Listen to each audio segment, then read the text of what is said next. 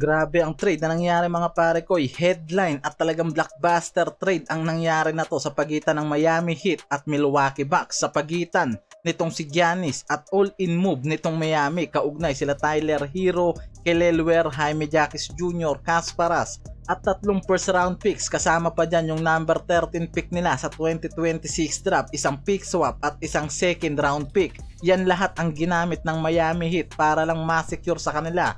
At matapos na ang saga nitong si Giannis, literal na all-in mga pare ko ang ginawa ng Miami Heat dyan. Dahil ang Boston yung isa sa mga team talaga na kalaban ng Miami Heat para dito kay Giannis. Ang problema lang sa Boston hindi sapat yung draft capital para makipag-bid kontra dito sa Miami Heat para kay Giannis, dahil itong si Jaylen Brown ang pinaka center of trade package nila na mismong hindi rin talaga pabor para sa Bucks, dahil halos magkalapit lang rin ang value contract itong si Giannis at Brown na parehas pasok sa max contract. Isa pa, ang plano talaga ng Bucks nga raw mag-rebuild at kumuha ng mga young asset para sa contention nila at draft pick naman para sa future. Kaya mukhang hindi rin talaga talo nga raw ang Bucks kahit pinakawalan nila ang franchise player nilang si Giannis. Nakuha naman nila yung sapat na talent para sa win now at rebuilding plan. Ngayon nga talagang sumugal ang Miami Heat dito kay Giannis, dahil nga ang plano ng mga to ang Bam Adebayo at Giannis combination para sa championship push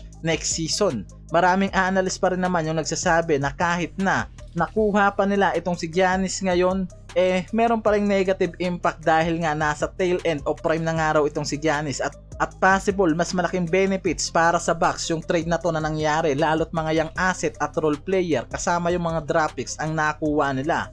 Una pa lang naman talaga itong si Giannis, ang preferred destination ng araw talaga itong Miami Heat, dahil ayaw nga nitong umalis sa Eastern Conference. At isa pa, kahit kasi yung mga Bucks crowd sinusuka ng araw itong si Giannis after ng miserable season ng mga to na nangyari, at yan mismo yung reason kung bakit napilitan na nga rin daw mismo itong si Giannis na mag-request ng trade. At ngayon, ang tanong na nga lang ng karamihan what's next for the Greek Freak sa Miami Heat, at maging effective nga raw kaya para sa championship move ang ginawa nitong si Pat Riley. At ang biggest question nga ngayon maging perfect kaya ang kombinasyon na binuo ngayon ng Miami Heat sa kanilang core mula nga dito kay Bam Adebayo, Norman Powell, Andrew Wiggins at itong si Giannis. Sapat nga raw kaya ito para sa championship contention, at ituturing nga kaya yung core na to bilang champion contender next season. At yan mismo yung exciting part nga raw talaga na inaabangan ngayon para sa Miami Heat simula nang makuha nila ngayon araw itong si Giannis. At yan mga pare ko,